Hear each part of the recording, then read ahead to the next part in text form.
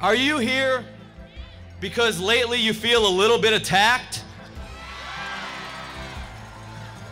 Have you had a friend ask you if we don't already spend too much on schools, why you should have a pension or a union at all? I hope to give you three things to think about: an analogy, a concern, and a promise. First, the analogy, which has to do with unions in general. When I teach, I refer to the Bill of Rights as a list of things that the government can't do. Cruel and unusual punishment, interfering with the press, discrimination. Unions, like the Bill of Rights, are a check on the government. They limit what the government and corporations might be able to do to us individually. To those opposed to big government, I say you shouldn't be opposed to unions. You should love unions. Why? We're not Goliath. We're David. Every now and then, we knock the big fella down with a rock, but it doesn't usually come out that way.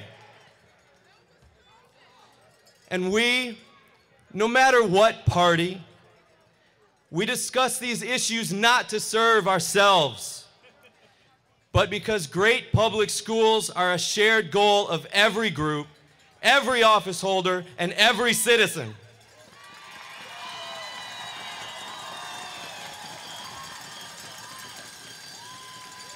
Second, this concern, we are very concerned about the proposals being discussed in this building behind me. Maryland's #1 national ranking is not an accident.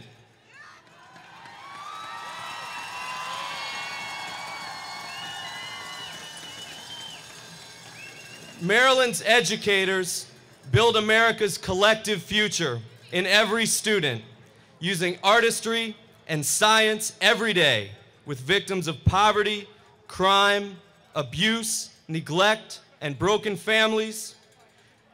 We teach these students to succeed in a world where some of their competitors have every conceivable advantage. The governor's proposals jeopardize everything we do: early intervention, class size, teacher recruitment and retention. Who will teach students with disabilities?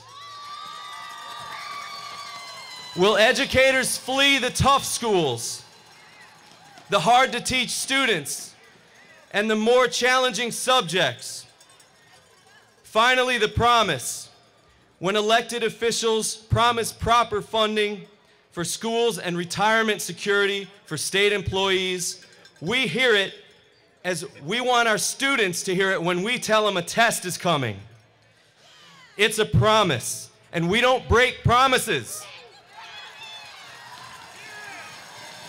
We expect our elected officials to provide an environment in which we can successfully carry out our mission and our promise to educate. So we're here to say it in a language that everybody here can easily understand. Keep the promise. Keep the promise.